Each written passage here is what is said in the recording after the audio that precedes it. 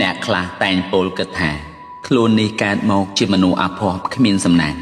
ព្រោះតែឪពុកម្ដាយរបស់ខ្លួនមិនបានចែកនៅទ្រព្យសម្បត្តិមរតកគេអកដោយអ្នកដទៃសោះដូច្នេះហើយខ្លួននេះក៏នៅតែក្រដដែលគ្រប់យ៉ាងមិនមែនអាស្រ័យទៅលើអ្នកបង្កើតទេគឺអាស្រ័យទៅលើការប្រឹងប្រែងដោយខ្លួនឯងតាមការពិតអ្នកគិតដូច្នេះបានវាតម្លៃទៅលើអ្នកមានគុណថាគ្មានកំណើត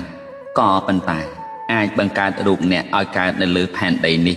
មានជីវិតអាស្រ័យនៅបានហើយមិនឈ្មោះថាឲ្យនៅមរតកជីវិតដូចម្ដេចកើតឆ្អឹងសាច់ស្បែកឈាមស្រស់ដែលមេត្តាបិតាបានផ្ដល់ហើយគឺជាអវយវៈដ៏គ្រប់គ្រាន់មិនអាចខ្វះខាតមានមុខមាត់ខ្លួនប្រាណដៃជើងជាដើមតែគ្នាណាស់ដែលមនុស្សខ្លះកើតមកមានអវយវៈមានសតិមិនគ្រប់គ្រាន់ក៏ប៉ុន្តែលោកអ្នកមិនត្រូវអស់សង្ឃឹមរឿងភាពខ្វះខាតអវយវៈទេត្រូវបំពេញភាពខ្វះខាតរបស់ខ្លួនឯងវិញប្រសើរជាងដូចជាអ្វីដែលយើងមិនទាន់រៀនបាននៅចំណេះជំនាញក្នុងការចេះសម្រាប់ជាវិជាការប្រើប្រាស់ក្នុងមុខរបរប្រចាំជីវិតរបស់ខ្លួនឲ្យបានប្រសើរនោះដូច្នេះលោកអ្នកត្រូវតែបំពេញព្យាយាមវាឡើងអវយវៈរូបកាយព្រមដោយសតិបញ្ញាដែលគ្រប់គ្នាបាននោះគឺជាសម្បត្តិរបស់យើងគ្រប់គ្នាដែលមេត្តាបិតាបានផ្ដល់ឲ្យហើយ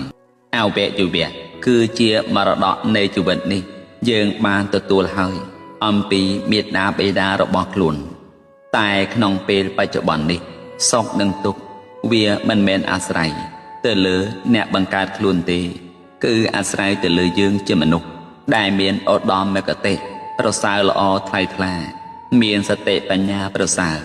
ជៀសវាងនៅអំពើបាបធម៌ទាំងឡាយគ្រប់យ៉ាងជាមរតកនៃជីវិតនេះ